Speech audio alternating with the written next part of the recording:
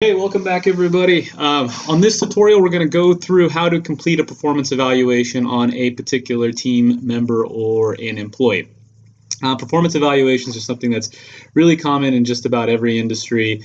They're normally done every month for employees to measure whether or not they were able to execute against their job objectives, against their goals for that particular month.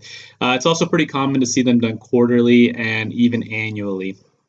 Annually is almost a given, almost in any industry you're in, even in the public sector. Usually, there's a performance evaluation being done on employees. In the business sector, in the private sector, we tend to see them more frequently, being that particularly with sales. And so Synapse is no exception to the rule. We are wanting to make sure that you're engaging with your team members and your employees at a frequent basis, and performance evaluations are another way to do that. They're going to be integral in you being able to build context around where performance is either exceeding your expectations or really where it's not meeting expectations.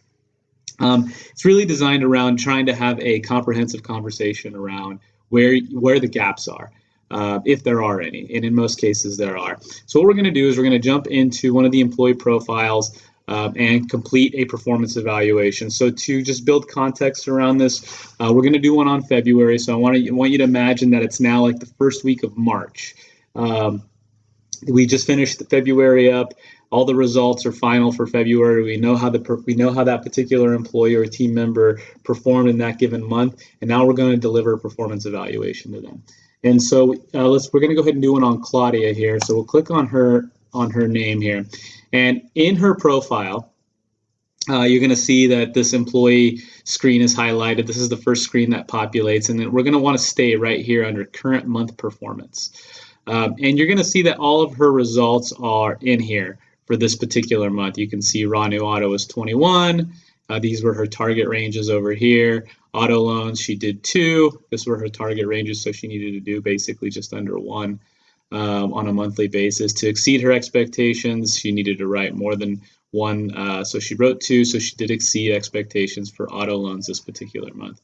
So we are in February. We're performing the evaluation based on February results.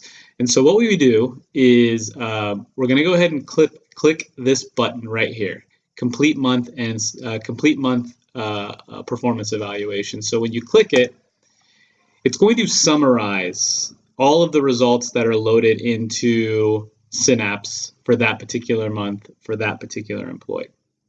So you can see Claudia's picture is there. It's telling you what month you're completing the performance evaluation for. And what it does is it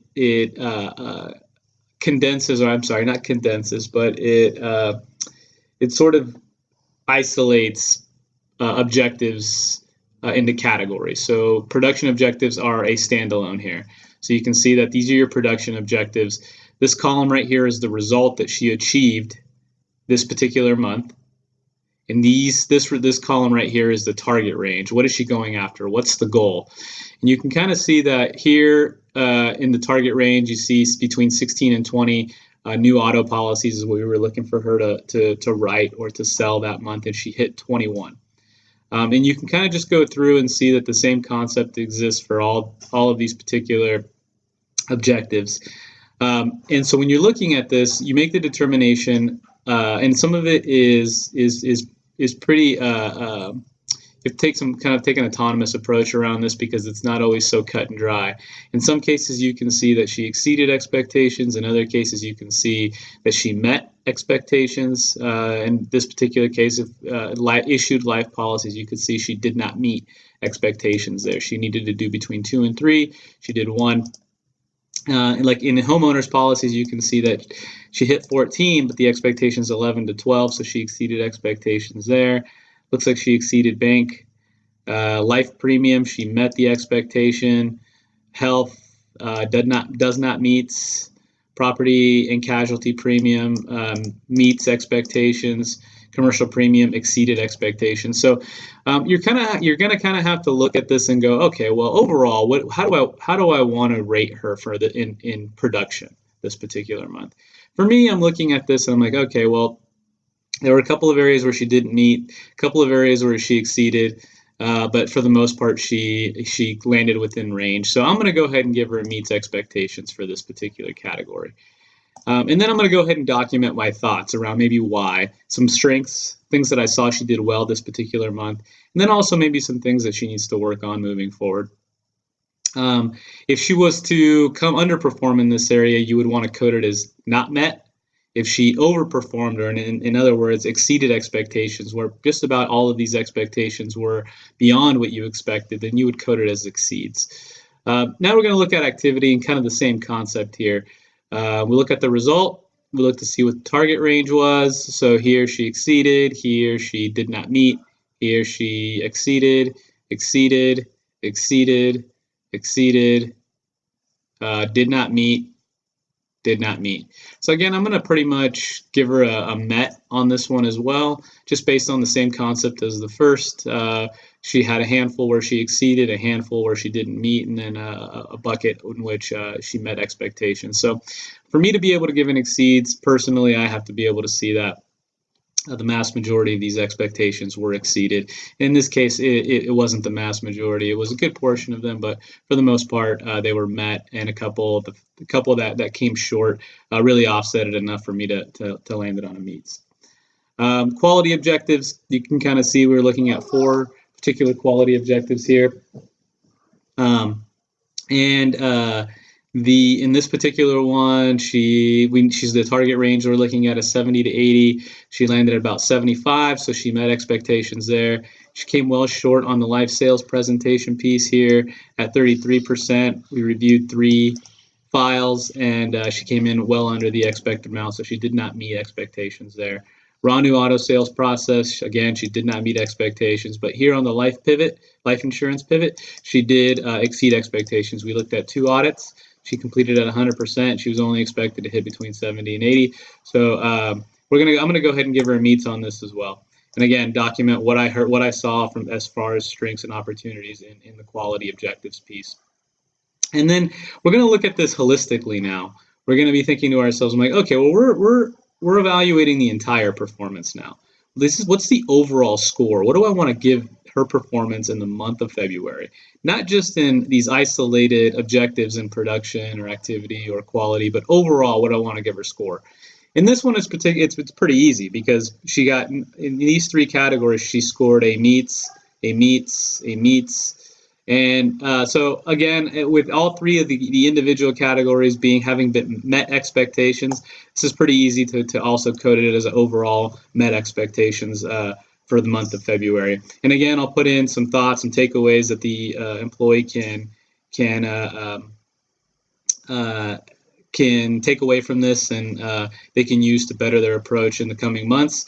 It gets a little bit more challenging, and you kind of have to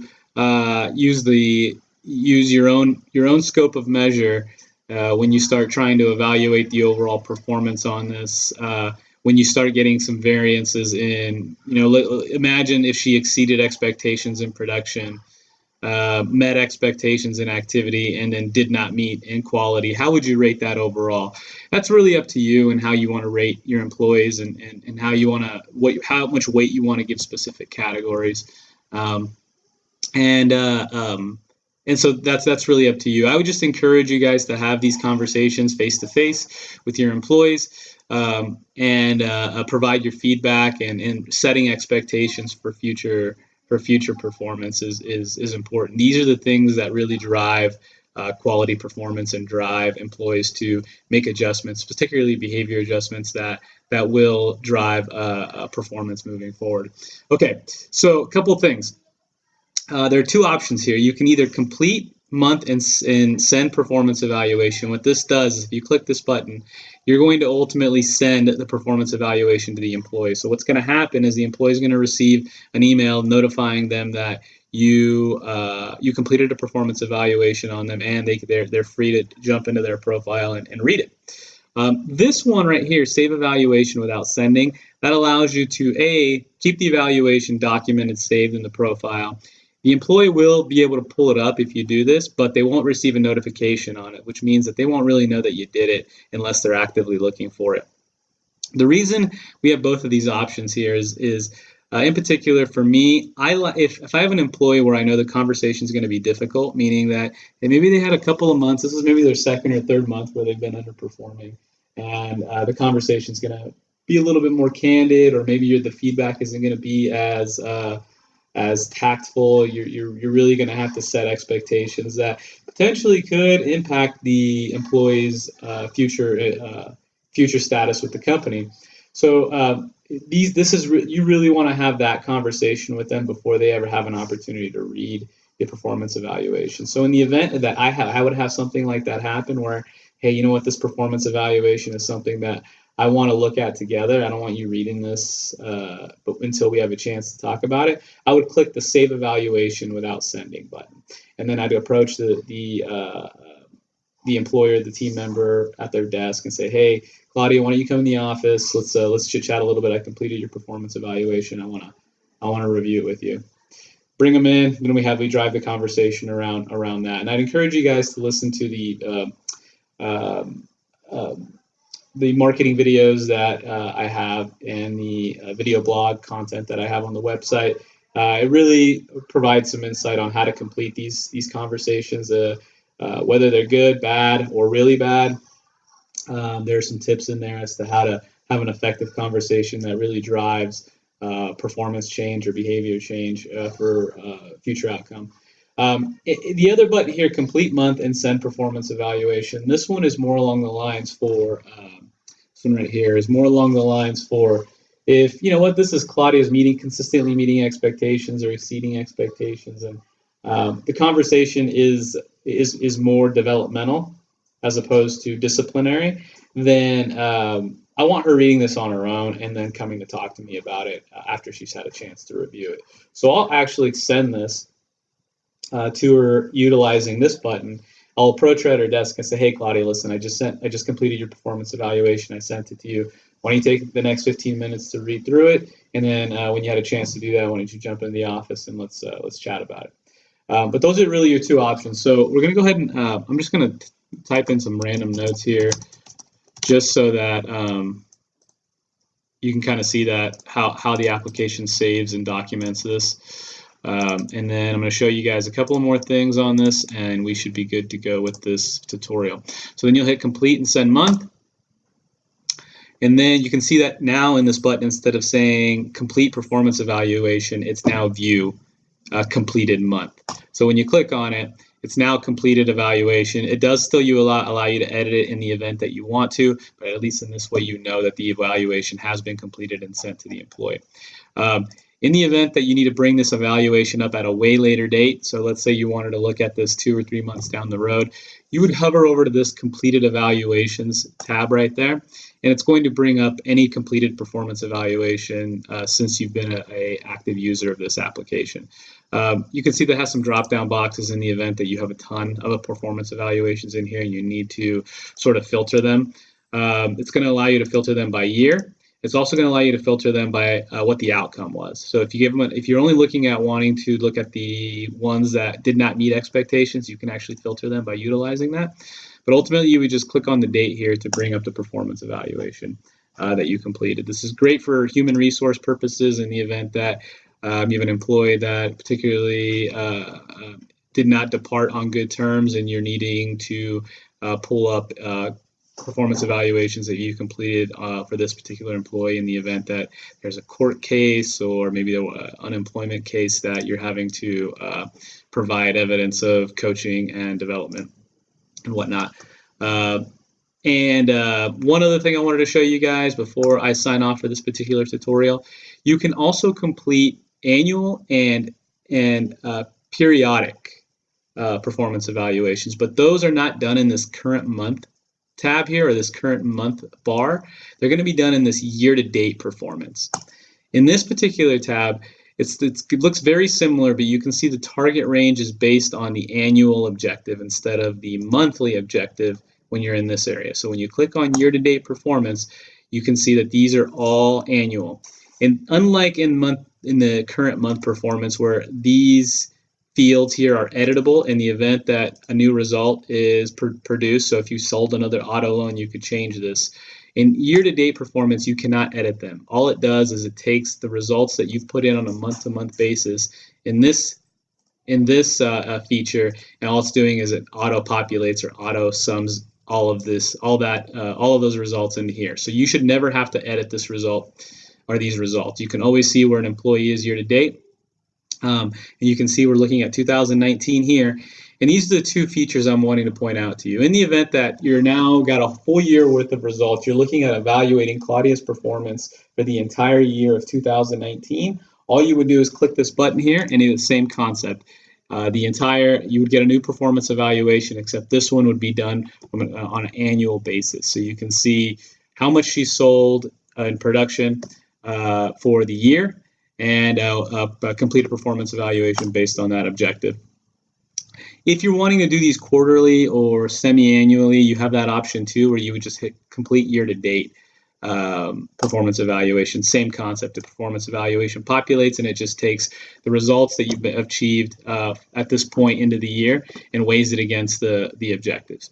So in a nutshell, that is how you complete a performance evaluation utilizing the software.